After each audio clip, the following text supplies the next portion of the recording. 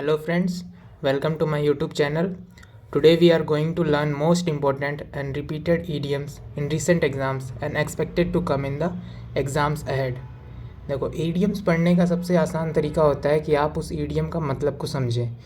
ये एक चीज़ आप लोगों को ध्यान रखनी पड़ेगी कि idioms में जो भी कुछ वर्ड दिया है उसका डायरेक्टली कनेक्शन कभी भी नहीं होता है। उसमें कुछ अंदर छिपा हुआ गहरा राज रहता है जिसका मतलब निकलता है। उसमें डायरेक्टली आप अगर उसका मतलब समझने की कोशिश करेंगे तो नहीं हो पाएगा।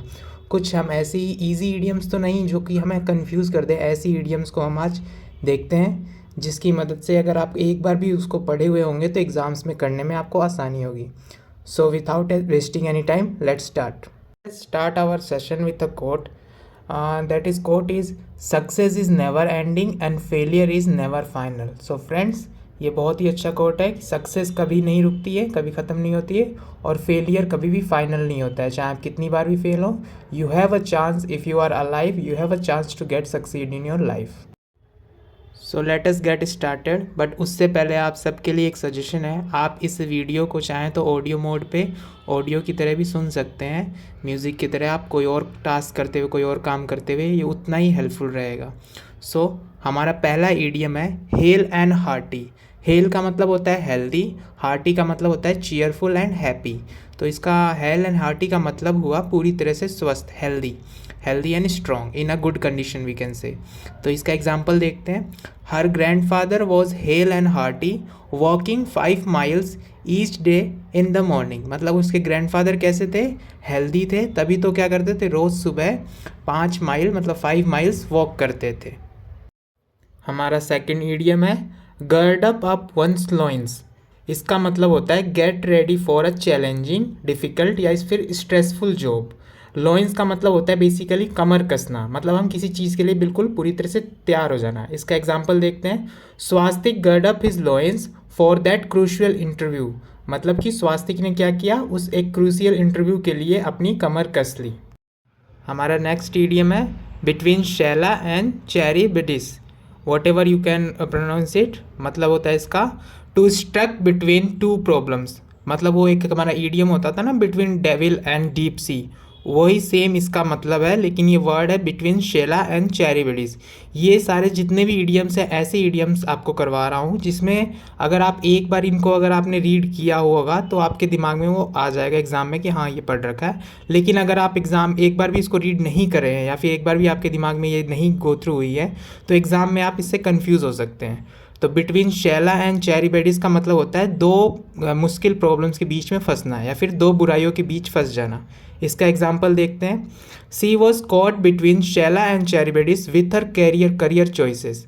मतलब वो अपने दोनों करियर चॉइसेस के बीच में बुरी तरह फंस चुकी थी बेसिकली. या तो वो इधर जा सकती या इधर. वो एग्जाम्पल है हिंदी में आगे आगे कुआं पीछे खाई, वो वाला एग्जाम्पल यहाँ पे वर्क करता है. अगला इडियम है पुल अ फास्ट वन.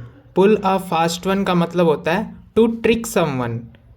इसका मतलब किसी को ट्रिक करना, ठीक है. इसका एग्जाम्पल देखते हैं. I thought he was my friend but he tried to pull a fast one and steal my project idea. मैंने उसको अपना दोस्त समझा था लेकिन उसने क्या किया, मेरे पे ट्रिक किया मुझे, मतलब मुझे धोखा दिया और मेरा प्रोजेक्ट आइडिया को चुरा लिया बेसिकली. तो पुल अ फास्ट वन मतलब किसी को धोखा देना, ठीक है, या फिर किसी को ट्रिक करना. हमारा नेक्स्ट ईडियम है like a dying duck in thunder storm. इसका मतलब होता है कि एक थंडर स्टॉर्म है जिसमें डाइंग डक मतलब कि एक डक अकेला है, बेसिकली मर रहा है, बेसिकली इसको बोल सकते हैं. यानी कि डिजेक्टेड होना, होपलेस होना या फिर मिजरेबल कंडीशन. आप उस इमेज को इमेजिन कर सकते हैं कि एक थंडर स्टॉर्म टाइप का सीन है, वहाँ पे एक डक है जो कि अकेला है, मतलब बेसिकली मिजरेबल है या फिर होपलेस है, ठीक है, अलग थलग हो जाना, ऐसे अलग थलग कर देना बेसिकली. तो डिजेक्टेड होता है इसका मतलब. इसका एग्जाम्पल देखते हैं. After the team lost the match they looked like a dying duck in the thunderstorm. मतलब जैसे ही टीम मैच हार गई तो वो कैसे लग रहे थे, जैसे कि थंडरस्टॉर्म में डाइंग डक हो. तो अगर आपने एक बार ईडियम आप इनको रिवीजन तो की है, लेकिन अगर आप एक बार इसके गो थ्रू हो जाएंगे तो आपको इनके मतलब कभी भी डिफ़िकल्टी नहीं होगी एग्ज़ाम में सॉल्व करने में. ईडियम्स ही वाला सेक्शन होता है जो एग्ज़ाम में सबसे इजी माना जाता है, लेकिन अगर उसमें भी मार्क्स कट जाए तो फिर बहुत ज़्यादा मतलब कि दुख होता है. इसलिए अगर आप एक बार इनसे गो थ्रू हो जाते हैं तो मार्क्स इसमें कटने का चांस बिल्कुल कम रहेगा. अगला ईडियम है बियरिंग अ ग्रज. ग्रज का मतलब बेसिकली ईर्ष्या होता है, ईर्ष्या, जलन भावना। बियरिंग अ ग्रज इसका मतलब होता है to continue to feel angry और resentful towards someone for a past incident और ऑफेंस। मतलब अपने मन में बुराई रखना किसी पास्ट इंसिडेंट को लेके, किसी ने कुछ आपका कुछ कर दिया हो उस चीज़ को लेके अपने मन में ईर्ष्या या फिर बुराई रखना। एग्जाम्पल से आपको और अच्छे समझ में आ जाएगा। She bears a grudge against the जज हु सेंटेंस्ड हर। मतलब कि उसने उस जज के प्रति अपने मन में बुराई रखी जिसने उसको कोई सेंटेंस सुनाया था, मतलब कि कोई मतलब आदेश दिया था, मतलब कि जेल वगैरह जाने में कोई सेंटेंस दिया था बेसिकली उसके खिलाफ। हमारा नेक्स्ट ईडियम है to bring the house down. अगर आप डायरेक्टली इसका मतलब निकालने की कोशिश करेंगे मतलब घर को नीचे लाना, बट नहीं, इसका मतलब होता है टू मेक ऑडियंस लाफ और अपलाउड वेरी एंथुजियास्टिकली। मतलब ऑडियंस को बहुत ज़्यादा हंसाना या फिर खुश करना, जिससे ऑडियंस क्या कर रही है आपके लिए अपलाउड मतलब क्लैपिंग कर रही है, ठीक है। इसका एग्जाम्पल देखते हैं। Kapil Sharma usually brings the house down in his shows. मतलब कपिल शर्मा अपने शोज में क्या करते हैं, मतलब जो ऑडियंस होती है उनको बहुत ज़्यादा खुश कर देते हैं, बहुत ज़्यादा हंसाते हैं। इसका मतलब होता है to bring the house down. हमारा नेक्स्ट ईडियम है पाई इन द स्काई। मतलब कि हमारा केक का पीस स्काई में होना, मतलब इसका होता है something good that someone says will happen but very unlikely और इम्पॉसिबल टू हैपन। मतलब कि कोई अच्छी बात कोई कुछ कह रहा है लेकिन वो चीज़ होना इम्पॉसिबल के बराबर है। इसके एग्जाम्पल से इस ईडियम को समझते हैं। His plan to become a millionaire overnight is just a pie in the sky. मतलब कहते हैं ना कि उसका रातों रात सपना था मिलीनियर बनने का, लेकिन ये सपना कैसा है, पाई इन द स्काई है। मतलब सुनने में तो अच्छा लग रहा है लेकिन ये इम्पॉसिबल टू हैपन है। तो इसका आप याद कर सकते हैं, पाई इन द स्काई का मतलब होता है कोई अच्छी बात कोई कुछ कह रहा है लेकिन वो बेसिकली क्या है, इम्पॉसिबल है, वैसा होना इम्पॉसिबल या फिर अनलाइकली है कि वैसा नहीं हो सकता। Basically in Hindi we can call it ख्याली पुलाव टाइप। हमारा अगला ईडियम है एट सिक्सेस एंड सेवन्स। इसका मतलब होता है स्टेट ऑफ टोटल कन्फ्यूज़न। इस ईडियम को आप उस ईडियम के साथ कंफ्यूज कर सकते हैं जो कि है eight 11th our. Eight 11th our मतलब होता है बिल्कुल लास्ट मोमेंट पे, लेकिन यहाँ पे क्या है एट सिक्सेस एंड सेवन्स, जिसका मतलब है स्टेट ऑफ टोटल कन्फ्यूज़न। इसका एग्जाम्पल देखते हैं। Trying to cram for the math test has made me all at sixes and sevens. मतलब कि मेरे मैथ टेस्ट के लिए पूरा का पूरा जो रट रहा था मैं रात भर या फिर क्रैम कर रहा था, उसने क्या किया, मेरे को एग्ज़ाम में पूरा का पूरा कन्फ्यूज कर दिया। मतलब मेरा स्टेट ऑफ माइंड क्या हो गया, पूरी तरह से कन्फ्यूज्ड। तो इस ईडियम का मतलब क्या होता है, total confusion. At sixes and sevens का मतलब होता है कि ऐसा स्टेट जिसमें हम टोटल कन्फ्यूज्ड है। नेक्स्ट ईडियम है बाय द फार्म। जो मैं कह रहा था ना कि अगर आप इन ईडियम्स को एक बार गो थ्रू नहीं होंगे तो एग्ज़ाम में नहीं कर पाएंगे, वो ये ईडियम देखिए। बाय द फार्म का मतलब होता है टू डाई। अगर आपने इसको एक बार भी नहीं रीड किया है तो आप बिल्कुल सोच नहीं सकते कि बाय द फार्म का मतलब होता है टू डाई। इसी का एक और एग्जाम्पल होता है जैसे कि किक द बकेट, वो हमारा नेक्स्ट ईडियम है, उसका मतलब भी होता है टू डाई। ये ऐसे ईडियम्स है अगर आप इनका डायरेक्टली मतलब निकालेंगे कि कोई फार्म को खरीदना, जो भी डायरेक्टली ऑप्शंस में दिया रहेगा तो वो बिल्कुल इनके आंसर्स नहीं होते हैं। इनका आंसर्स होता है जैसे कि बाय द फार्म का मतलब होता है टू डाई, मर जाना। वैसे ही किक द बकेट जो अपना नेक्स्ट ईडियम है उसका मतलब होता है टू डाई, ठीक है। इनके एग्जाम्पल देखते हैं। Mister Jack was really ill from past 1 month and yesterday he bought the farm. मतलब कि मिस्टर जैक क्या थे, 1 महीने से बीमार थे और येस्टरडे उन्होंने क्या किया, फार्म खरीद लिया। बेसिकली फार्म यहाँ पे खरीदा नहीं है, फार्म खरीदने का यहाँ पे बाय द फार्म का मतलब है वो मर गए, मतलब उनकी डेथ हो गई बेसिकली, टू डाई। हमारा नेक्स्ट ईडियम जो मैंने बताया अभी आपको, kick the bucket. Kick the bucket का मतलब टू डाई, मतलब बकेट को किक करना यानी कि हो जाता है बेसिकली मर जाना।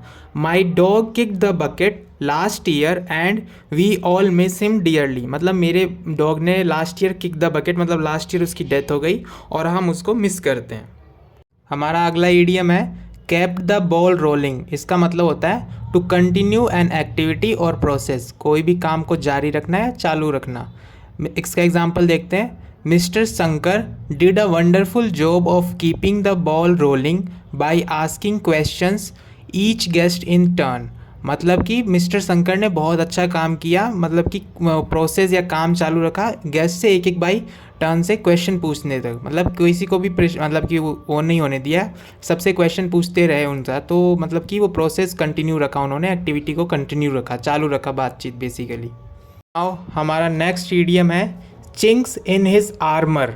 आर्मर का मतलब होता है कवच, और चिंक्स यानी झंझनाहट या फिर कोई उसमें क्या वीकनेस बोल सकते हैं। तो कवच के अंदर कोई उसकी वीकनेस, इसका मतलब होता है अ वीकनेस और weak point of someone that can be taken advantage of. मतलब कि आपका कवच है, उसमें कोई वीकनेस है जिसका कोई एडवांटेज ले सकता है या फिर उसको अपने एडवांटेज के लिए, आपके एडवांटेज के लिए यूज़ कर सकता है। ये जैसे कि हमारा एक और ईडियम था एक्किल्स हील, उसका भी मतलब होता है कोई आपका कमज़ोर पॉइंट या फिर वीक पॉइंट। इसका एग्जांपल देखते हैं। Avni is an excellent student, ठीक है, but her fear of public speaking is chink in her armour. Avni एक एक्सीलेंट स्टूडेंट है, लेकिन उसका क्या है उसके चिंक आर्मर में कि उसको पब्लिक स्पीकिंग में क्या लगता है, डर लगता है। देख ये उसकी कमी है जिसका कोई एडवांटेज ले सकता है बेसिकली। तो ये आपको ईडियम समझ में आ गया होगा। हमारा नेक्स्ट ईडियम है अ डैम्प स्क्विब। डैम्प का मतलब होता है गीला, नम या फिर वेट बोल सकते हैं, और स्क्विब का मतलब होता है क्रैकर बोल सकते हो, फुलझड़ी टाइप जो भी है।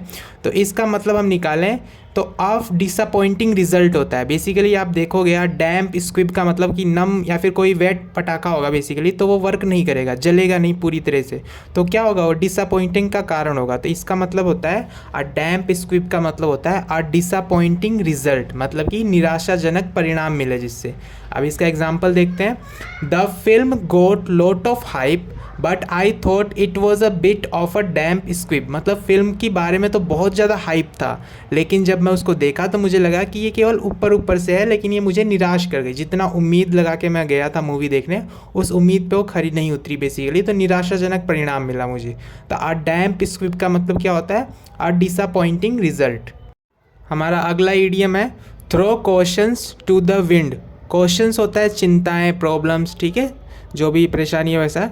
तो throw questions to the wind का मतलब होता है to take risk without worrying about the consequences. जितनी चिंताएं वगैरह हैं वो सब हवा में फेंक देना बेसिकली, और क्या करना, रिस्क लेना बेसिकली। तो to take risk without worrying about the consequences, तो रिस्क लेना बिना कॉन्सिक्वेंसेज उसके क्या होंगे उसके बारे में चिंता की है।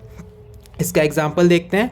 ही threw caution to the wind and quit his job to travel the world. उसने क्या किया, सारी चिंताओं को हवा में फेंका और उसने अपनी जॉब छोड़ दी। क्यों, ट्रैवल द वर्ल्ड मतलब कि वर्ल्ड घूमने के लिए, ठीक है। Now friends we have come to our last idiom.